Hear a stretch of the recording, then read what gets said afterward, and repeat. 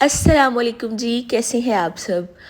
उम्मीद है कि आप बहुत अच्छे होंगे। अल्हम्दुलिल्लाह मैं भी बिल्कुल ठीक हूँ। आज आपके साथ जी शेयर करूँगी मैं बीफ़ कढ़ाई की रेसिपी बिल्कुल ऑथेंटिक स्टाइल में, और डेफिनेटली इसके अंदर हम कोई इतने भर के मसाले नहीं इस्तेमाल करेंगे और आपको ये इतना मज़ा आएगा, आपको लगेगा बिल्कुल रेस्टोरेंट में आप खा रहे हैं।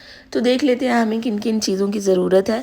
सबसे पहले यहाँ पे मैंने 1 पाव दही ले लिया है, 1 पाव मैंने यहाँ पे प्याज ले लिया है। वाइट वाला मैंने प्याज लिया, पिंक भी ले सकते हैं, और उसको थिन स्लाइसिस में आपने कट कर लेना है, ठीक है। यहाँ पे हाफ़ कप मैंने घी का इस्तेमाल किया है।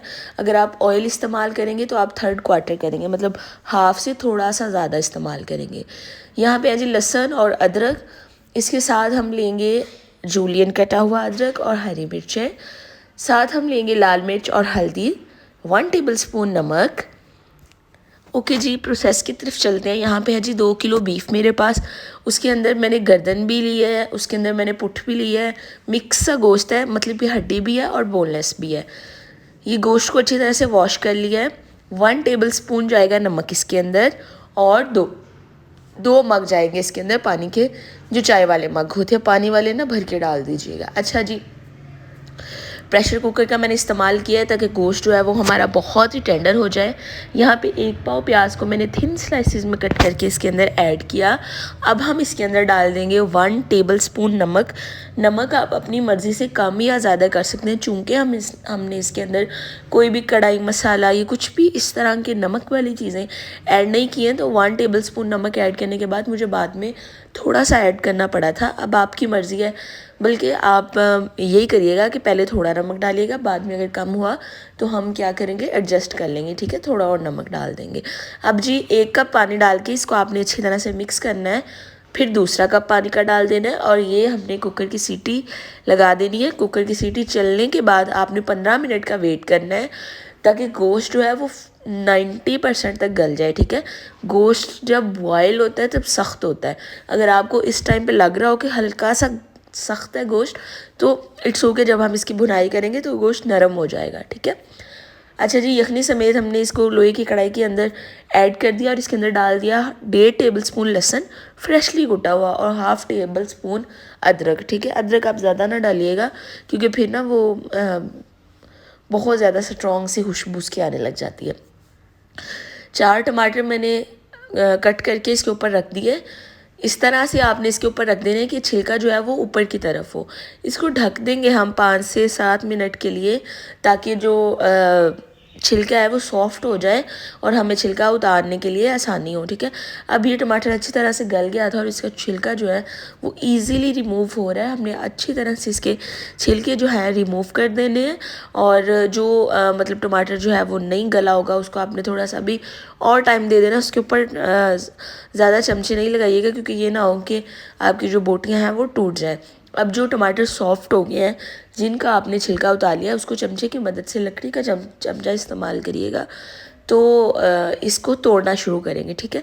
तोड़ते जाएंगे ताकि टमाटर जो है वो अच्छी तरह से घुल जाए और हमें नज़र ना आए। जब यखनी इसके अंदर 90% तक ख़त्म हो जाएगी, टमाटर गल जाएंगे, तब हमने इसके अंदर घी डालना है, ठीक है। अगर आप घी डालेंगे तो वेल एंड गुड, अगर आप ऑयल डालेंगे तो घी से थोड़ा सा ज़्यादा ऑयल ऐड करिएगा। अच्छा जी, अब इसकी जो है साउंड वो बिल्कुल चेंज हो जाएगी, ये भुनाई की तरफ आ गया है। अब हमने इसके अंदर 1 टेबलस्पून लाल मिर्च और 1/2 टीस्पून हल्दी का ऐड करना है।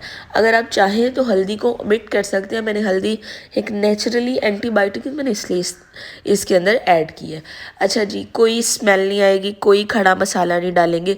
10 से 15 मिनट हो गए हैं मुझे इसको भूनते हुए। टमाटर का जो पानी है वो अच्छी तरह से गल गया है। मिर्च जो है वो अच्छी तरह से अपना कलर छोड़ चुकी है, अच्छी तरह से पक चुकी है। अब हमने इस स्टेज पे, जब घी बाहर को आना शुरू हो गया था, हमने इसके अंदर 1 पाव दही ऐड कर दी है। दही आप चाहे तो फेंट के ऐड कर लें, चाहे आप वैसे ही ऐड कर लें, लेकिन दही जब आपने डालना है तब इसकी जो फ्लेम है इसके नीचे वो फुल होनी चाहिए, ठीक है। जब तक हमने क्या नाम है, प्रेशर कुकर से गोश्त जो है वो कढ़ाई में ऐड करना है, तब से लेके एंड तक इसकी जो फ्लेम है वो फुल हाई रखेंगे आप, ठीक है, वरना जो गोश्त है वो टूट जाएगा और मज़ा नहीं आएगा।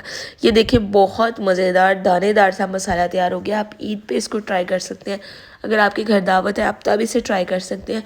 अब जी एंड पे वेरी लास्ट हमने इसके अंदर 1 टीस्पून काली मिर्च का ऐड कर लेना है। आप काली मिर्च कम या ज़्यादा कर सकते हैं, आपकी चॉइस है। अगर आपको ज़्यादा पसंद है तो आप यहाँ पे 1 टेबलस्पून काली मिर्च ऐड कर लीजिएगा। अच्छा जी, अब है जी फाइनल इसकी डेकोरेशन की बारी। तो हम इस्तेमाल करेंगे इसके अंदर जूलियन कटी हुई हरी मिर्चें। आप अगर चाहें तो आप इसके अंदर शिमला मिर्च जूलियन कट करके वो भी ऐड कर सकते हैं। यहाँ पे मैंने गोल गोल हरी मिर्चें ऐड कर दी थी, शिमला मिर्च मुझे नहीं मिली थी। अच्छा जी, अब हमने इसके अंदर धनिया ऐड कर दिया, थोड़ा सा डेकोरेशन पर्पज़ के लिए लीमू ऐड कर लिया, और कोई चटखारे लोग होते हैं उनको पसंद भी होता है तो वो अपनी मर्ज़ी से निकाल लेंगे लेमन। अच्छा जी, अब इसके अंदर अदरक जूलियन कट करके ऐड कर देंगे और इसको ढक देंगे। आग को हम बिल्कुल स्लो कर देंगे ताकि इसका जो अरोमा है वो इसके अंदर आ जाए। चैनल को सब्सक्राइब करिएगा, मिलेंगे नेक्स्ट, तब तक के लिए अल्लाह हाफिज़।